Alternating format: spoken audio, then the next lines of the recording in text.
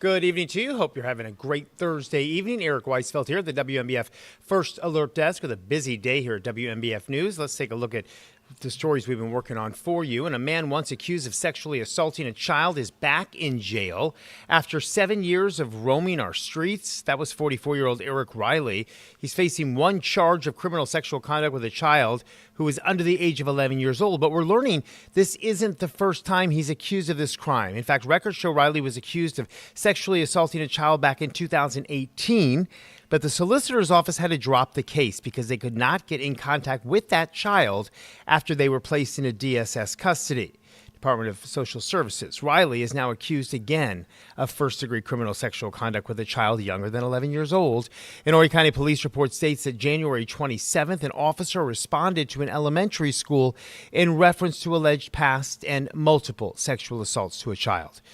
It says they tried to figure out who had legal custody of that child, but couldn't. So now that child's in the state's custody. 15th Circuit Assistant Solicitor Lee Waller was on Riley's case back in 2018. She says there's no way they can go forward with cases without the child taking the stand. Waller says that she's had a child as young as 6 years old testify in a case. Riley, by the way, is still in jail tonight without bond. First responders in the city of Myrtle Beach go through some intense training. They just wrapped up a day of active shooter training today with both the police and fire departments. Within the month of March, different groups within Myrtle Beach Fire and Police have come to the General Robert H. Reed Recreation Center. That's near the Market Common. They respond to different scenarios. Police must eliminate the threat, and then first responders come in to triage and provide first aid to those injured. The last day for that training is next Thursday. After that, all city first responders will have participated in that training. Moving on now, and a PD man is behind bars this afternoon. Again, alleged sex crimes involving an underage victim. The Darlington County Sheriff's Office arrested Salvador Perez this morning. He is charged with 4 counts of criminal sexual conduct with a minor. Perez is accused of carrying out multiple acts against the victim between October and November of last year. In one instance, he allegedly pinned the victim to the bed, groped them. And another investigator say he trapped that victim in a bedroom and attempted to take off their pants. Right now, Perez remains in custody. And in the South Strand now, leaders came together today to discuss the future of Surfside Beach Town Hall's building. You might remember that old building. It was demolished back in 2023. That was due to mold. Well, this afternoon, Surfside Beach leaders voiced their opinions and asked questions on their future town hall design.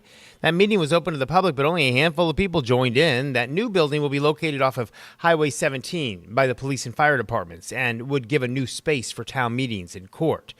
We told you Tuesday there are 2 main building options for that refresh. Option 1 is a $2.8 million building that would hold around 75 people. And option 2 is a $3.8 million building that would hold around 100 people.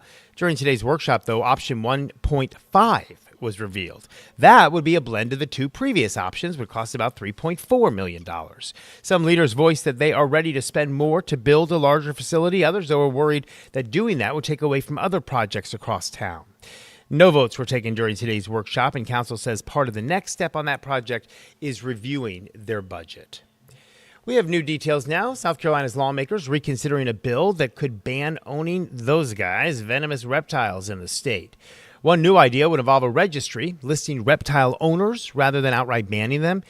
State Wildlife Subcommittee representatives recently heard from South Carolina residents sharing their thoughts on a proposed bill. That bill would make it illegal to own a venomous snake in South Carolina without a specific permit. As the bill stands, it would create a barrier for breeders, pet owners, and conservationists who currently own venomous reptiles. Those owners would need to get a permit from the state unless they're a member of the Association of Zoos and Aquariums, something only 6 organizations in South Carolina are a part of. Reptile pet owners in the U.S. currently spend around $1.4 billion on their animals each year. Some wildlife conservationists are worried that this ban would cripple small businesses and owners who currently and responsibly own those animals. The committee plans to announce a date and time to vote next Tuesday, so we will definitely keep you posted on that. Taking a look at the forecast, this weekend sure looks nice with highs in the upper 60s on Saturday and even into the mid 70s. Inland. A little cooler temperatures, though, as we have the overnight lows. And there are some slight chances of rain showers coming up in the next day or two, but nothing real significant to take care of that drought or to really help with the wildfire containment. All right, coming up tonight on WMBF News at 11 o'clock, our Julia Richardson is, speaking of the wildfires, taking a look at burn bans and finding out exactly what that means and also what unincorporated areas of Horry County, where they are. There are donut holes. There are some places very close to another place. One place could be in the area that is under a burn ban, and the other, when you step over, could not. In fact, she uses an example today. Our station here is one example where we have two buildings on each side of us.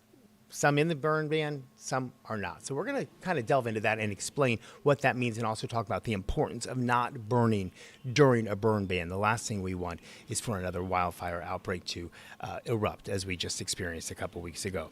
We hope you have a great evening, and we will see you tonight for WMBF News at 11 o'clock.